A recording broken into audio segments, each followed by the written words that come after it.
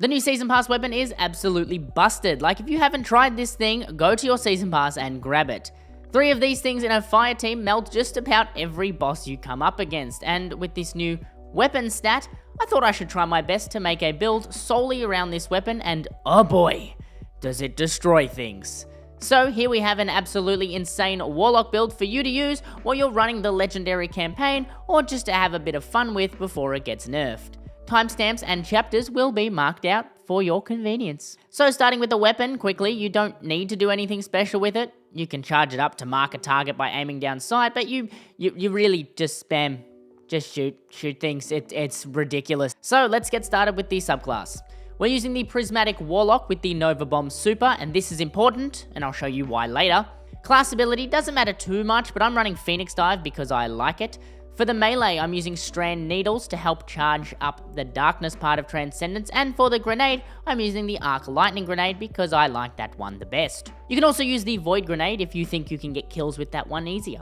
For the aspects, we're using Feed the Void so we can proc Devour after we get an ability kill, and this will make us pretty much unstoppable, giving us health after every kill, and giving us grenade energy back so we can loop volatile rounds more easily. I've chosen Hellion, but you honestly can select whatever second aspect you like here, so yeah.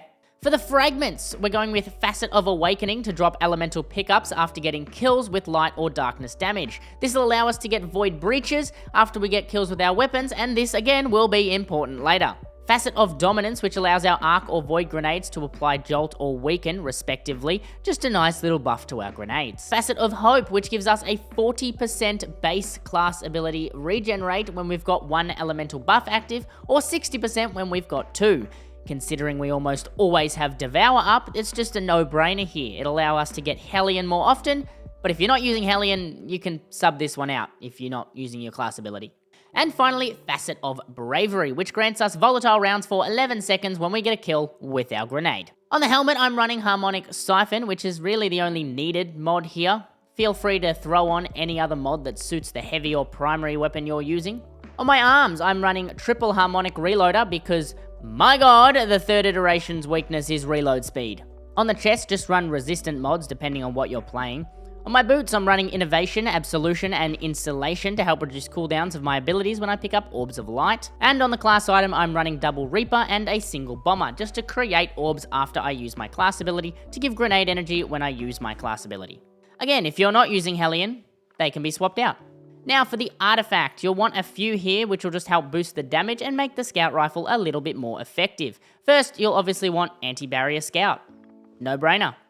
You'll also want to pick up Rapid Precision Rifling, which will give Scout Rifles increased reload and flinch resistance when you get kills or 3 or more precision hits. Not required, but you can pick up Refreshed Threads, which will give ability energy to your least charge ability when you're picking up a Void Breach. Remember those elemental pickups?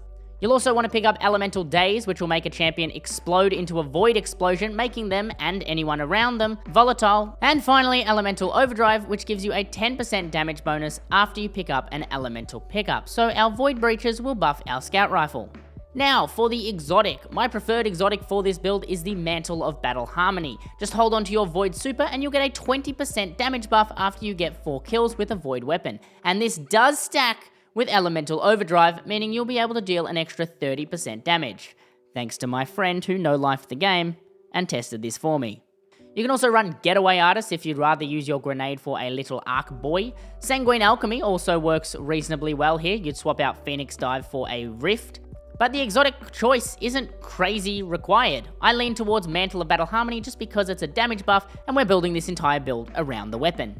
As for stat focuses, focus on the weapon stat as your main stat with health and grenade or class ability as the secondary stats. And that's all for today's video. I'll have a dim link in the description for you. Other than that, I'll see you on the Edge, Guardian. Thank you to the patrons who support me and allowed me to play Destiny for an insane amount of time over the last few days.